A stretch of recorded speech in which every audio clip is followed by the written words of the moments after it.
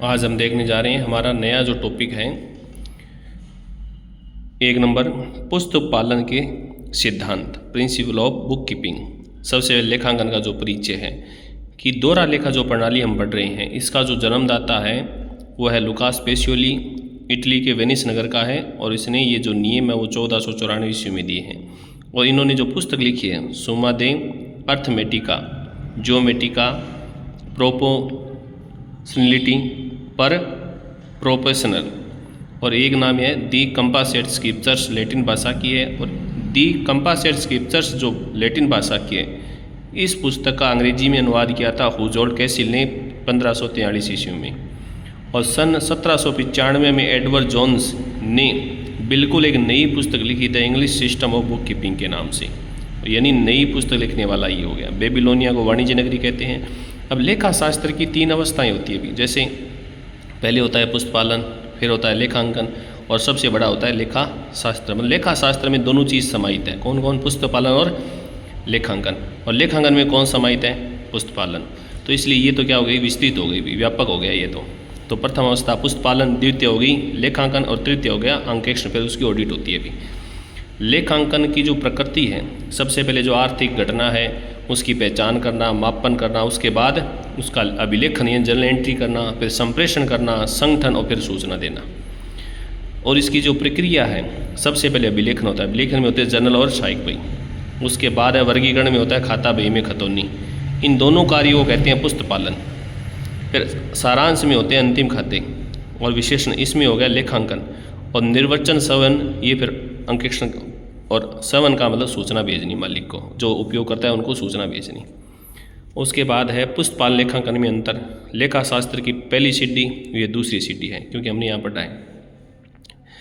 पुस्तपालन में क्या होता है, भी पहचान होती है, इसमें क्या होगा, सारांश होगा। पुस्तपालन में जर्नल एंट्री सहायक बही बनाई जाती है, इसमें अंतिम खाते बनाए जाते हैं। लेखांकन का ज्ञान आवश्यक नहीं है पुस्तपालन करने के लिए, लेकिन लेखांकन करने के लिए लेखाकार यानी आवश्यक विशेष प्रकार का ज्ञान की आवश्यकता होती है। ये सामान्य रूटीन का कार्य है, जिसे नैतिक कार्य कहते हैं, और ये विश्लेषण प्रक्रिया है। लेखांकन का आधार होती है पुस्तपालन, लेकिन ये पुस्तपालन के बाद की क्रिया है कौन, लेखांकन। तो उपयोग करता है आंतरिक, जैसे स्वामी है, प्रबंधक है, कर्मचारी है। बाह्य जैसे लेनदार, बैंक, ऋणदाता, विनियोगकर्ता, सरकार, सेबी, ग्राहक, ये सब क्या है, बाह्य है भी।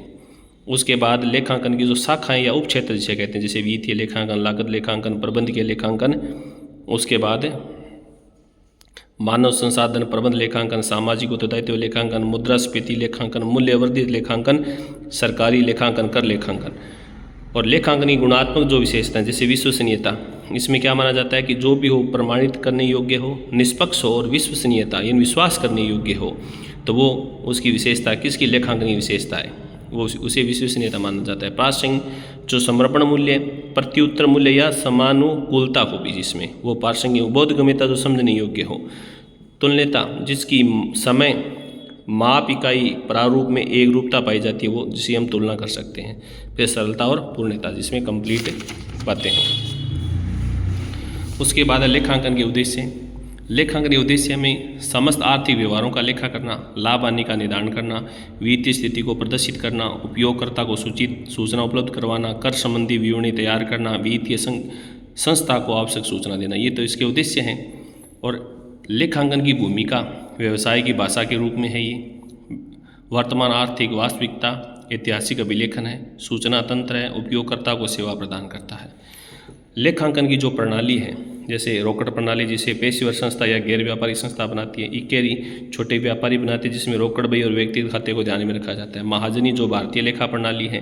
द्विअंकन या दोहरा लेखा प्रणाली पूर्ण वैज्ञानिक है। डीआर पक्ष होते हैं, द्विपक्षीय अवधारणा है।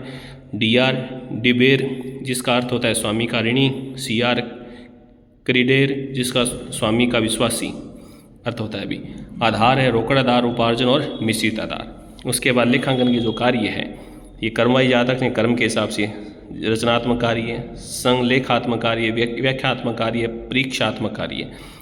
रचनात्मक प्रमाणक जो है उनका डिज़ाइन, पुस्तकों की संख्या, अशुद्धि, छल कपट आदि पर नियंत्रण करने का काम। संलेखात्मक जर्नल, सहायक बही, खतौनी, तलपट। व्याख्यात्मक अंतिम खाते, और परीक्षात्मक में क्या है, अंकेक्षण। तो ये तो हमारा हो गया परिचय कंप्लीट।